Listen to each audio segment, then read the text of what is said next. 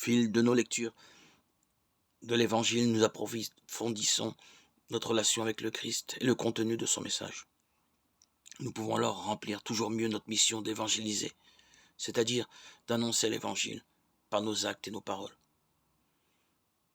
Éclairés et fortifiés par le Saint-Esprit à travers les enseignements que nous recevons, nous sommes les premiers bénéficiaires d'une annonce renouvelée de l'Évangile de jour en jour, au fil de nos lectures. Mais nous avons comme mission d'en être aussi les acteurs auprès de nos contemporains qui se trouvent dans des situations sans cesse nouvelles, en particulier dans les pays qui ont été évangélisés depuis des siècles. L'Évangile ne change pas, mais le monde et les sociétés ne cessent de se transformer. Nous devons trouver de nouveaux moyens pour leur proposer le message du Christ.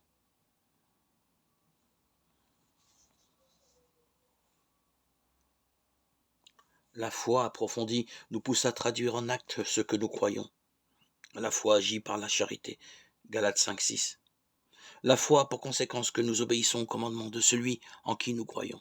Tu aimeras le Seigneur de tout ton cœur. Tu aimeras ton prochain comme toi-même. Matthieu 22, 37, 39. Il y a un lien étroit entre la foi et l'amour, entre la foi et la charité. Le mot charité dit beaucoup plus selon la Bible que le mot amour.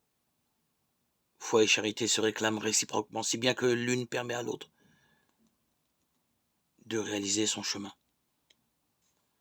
Le service de nos frères n'est pas seulement une conséquence de la foi. Il est aussi une expérience de foi, un enrichissement de notre foi. Nous imitons le Christ, serviteur, et nous demeurons en Dieu, car Dieu est amour. Celui qui demeure dans l'amour demeure en Dieu et Dieu en lui. 1 Jean 4,16.